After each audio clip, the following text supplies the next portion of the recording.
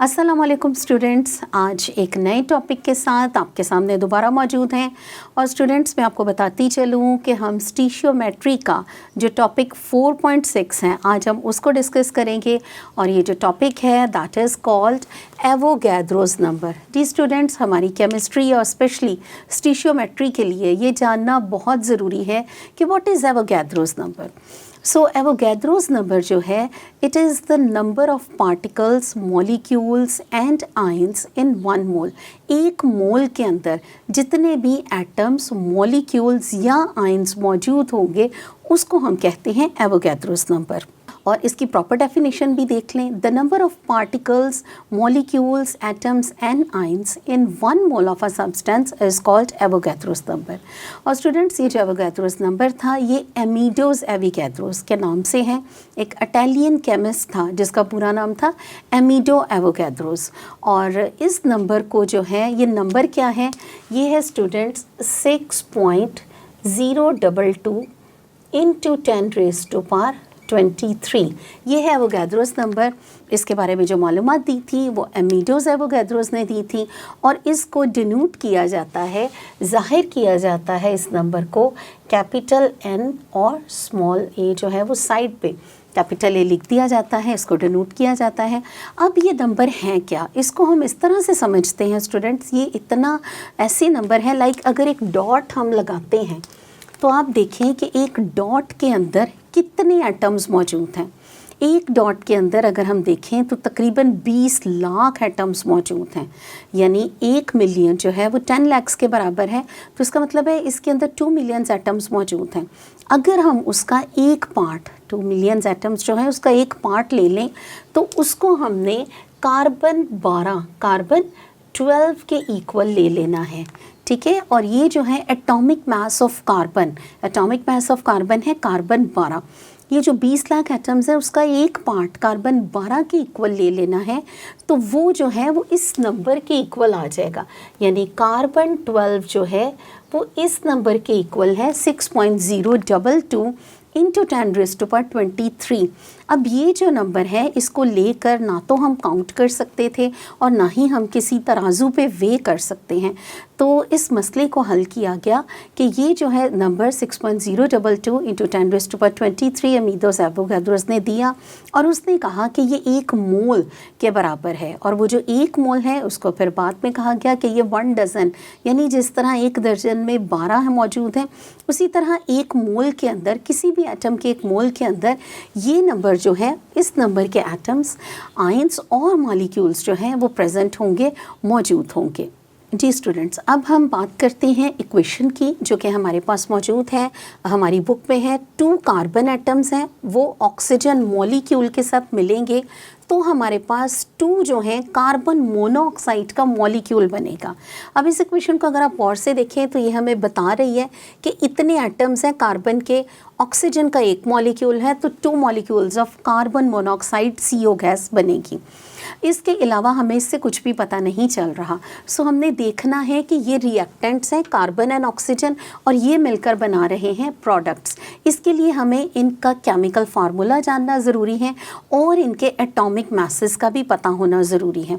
उसके बाद स्टूडेंट्स, साइंसदानों ने देखा कि हमें इस इक्वेशन या रिएक्टेंट्स और प्रोडक्ट्स के बारे में और मालूमात चाहिए। कितने एटम्स कार्बन के मिलेंगे, कितने मॉलिक्यूल्स मिलेंगे, तो कितने कार्बन मोनोऑक्साइड के मॉलिक्यूल्स हमारे पास मौजूद होंगे, किस तरह से उनको वे किया जाएगा, क्योंकि ये तो बहुत छोटे छोटे पार्ट्स हैं जिनको न तराजू पे तोला जा सकता है न काउंट किया जा सकता है। तो उन्होंने सोचा क्यों ना हम रिएक्टेंट्स को बढ़ा दें, लाइक 100 एटम्स जो हैं वो कार्बन के कर दें, 100 मॉलिक्यूल्स ऑक्सीजन के कर दें और कार्बन मोनोऑक्साइड के भी 100 मॉलिक्यूल्स हमारे पास आ जाएंगे इस तरह से। लेकिन मसला फिर भी हल नहीं हुआ। स्टिल ये इतनी छोटी क्वांटिटी है जो हम मेजर नहीं कर सकते। फिर क्या किया गया, इनको और ज़्यादा रिएक्टिंग स्पीशीज़ को बढ़ा दिया गया। 10,000 एटम्स कर दिए गए कार्बन के और उसको 2 से मल्टीप्लाई किया गया। फिर ऑक्सीजन मॉलिक्यूल्स के 10,000 मॉलिक्यूल्स किए गए, उसी तरह से कार्बन मोनोऑक्साइड के भी 10,000 मॉलिक्यूल्स किए गए।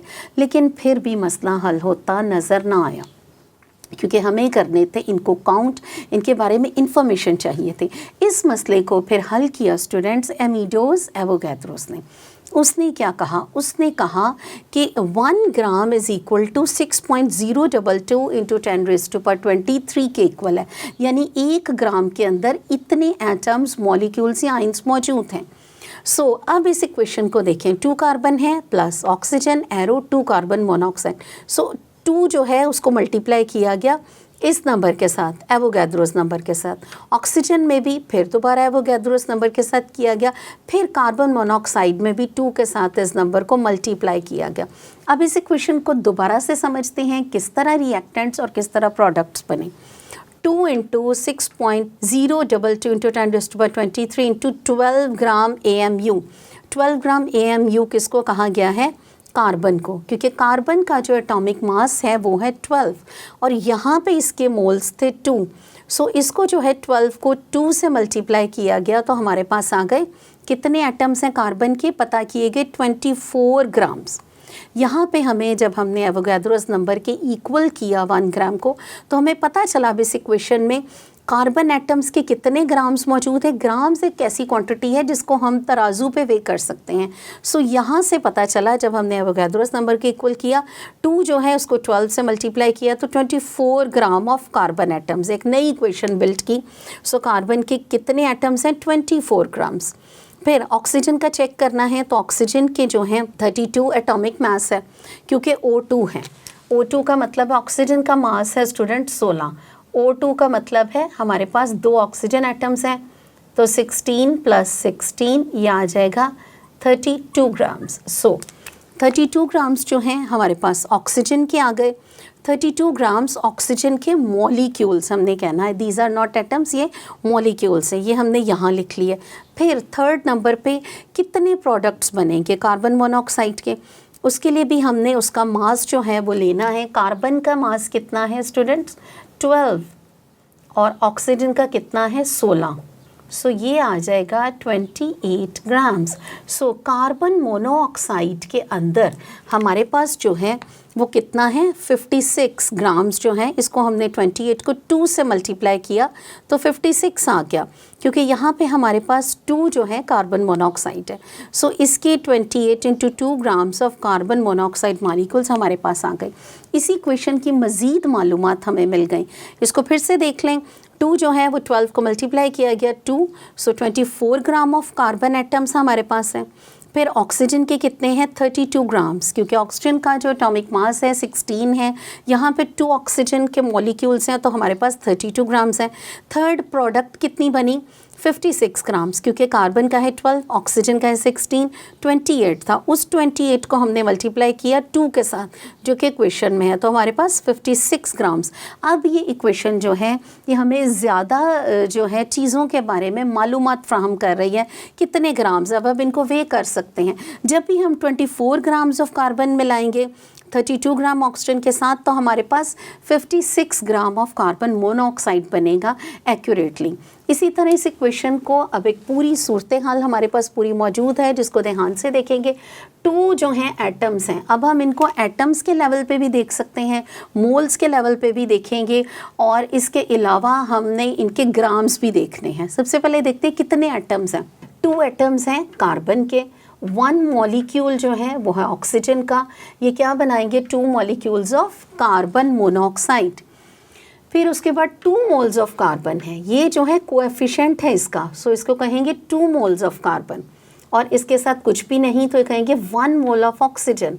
फिर 2 moles of carbon monoxide.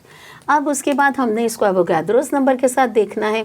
2 × 6.022 into 10⁻23 atoms इसको कहेंगे, और ये सिंपल 6.022 10⁻23 मॉलिक्यूल्स। अब कार्बन मोनोऑक्साइड की बात करें तो 2 × 6.022 इंटू 10⁻23 मॉलिक्यूल्स, ये एवोगैड्रोस नंबर के हिसाब से हैं। और वैसे ही देखें इसको तो ये हम कहेंगे 2 moles carbon, 1 mole oxygen and 2 moles of carbon monoxide. ये 24 ग्राम्स है कार्बन, ऑक्सीजन 32 ग्राम्स है, ग्राम्स में देख लें, और कार्बन मोनोऑक्साइड के 56 ग्राम्स जो हैं हमें बनाएंगे। अब आप देखिए ये जो हमारे पास इक्वेशन जो डिटेल्ड आई है, ये इस इक्वेशन से कितनी ज़्यादा डिफरेंट है और कितनी ज़्यादा वाज़िया मालूमात जो है वो हमें फ्राहम कर रही है। हमें पता चल रहा है डिटेल कितने मोल्स हैं, कितने एटम्स हैं, कितने मॉलिक्यूल्स हैं और कितने ग्राम्स हैं। सो ये सारी जो डिस्कवरीज थी, ये सारी मालूमात एवोगैड्रोस नंबर से हमारे पास पहुंची थी। और स्टूडेंट्स इसके साथ ही कुछ एग्जांपल्स भी हैं जो मैं आपके साथ शेयर करूंगी, सैम्पल प्रॉब्लम्स हैं। कैलकुलेट मोलर मासेस, किसका मोलर मास हमने कैलकुलेट करना है सबसे पहले, H2SO4 का। इस तरह के जो न्यूमेरिकल्स हैं वो बहुत ज़्यादा इंपॉर्टेंट है और ये अक्सर एग्जाम्स में आ जाते हैं। इसके लिए हम सबसे पहले लिखेंगे इनके atomic masses. So atomic mass of hydrogen कितना है, 1। उसके बाद है जी sulphur, atomic mass of sulphur ये है जी 32। फिर एटॉमिक मास ऑफ ऑक्सीजन ये आ जाएगा हमारे पास 16, क्योंकि ऑक्सीजन का एटॉमिक मास है 16। अब हम इसको करेंगे प्लस, हाइड्रोजन का जो है मास 1 है, 2 जो है वो इसके साथ अटैच है, प्लस सल्फ़र का 32, प्लस हम करेंगे ऑक्सीजन जो है उसका है 16 और इसको हमने करना है 4 के साथ, क्योंकि 4 जो है वो इसके साथ। सो 2 1 2 है, प्लस 32 प्लस 64, तो ये हमारे पास आ जाएगा 98 ग्राम्स पर मोल। ठीक है, इसका जो मोलर मास है सल्फ्यूरिक एसिड का वो हमारे पास आ जाएगा 98 ग्राम्स पर मोल। इसी तरह से हमने एक और एलिमेंट दिया गया है C6H12O6 ग्लूकोज। इसका भी हमने पहले एटॉमिक मासेस लिखने हैं। हम लिखेंगे atomic mass of carbon 12, atomic mass of hydrogen वो है जी 1, एटॉमिक मास ऑफ ऑक्सीजन वो कितना है 16।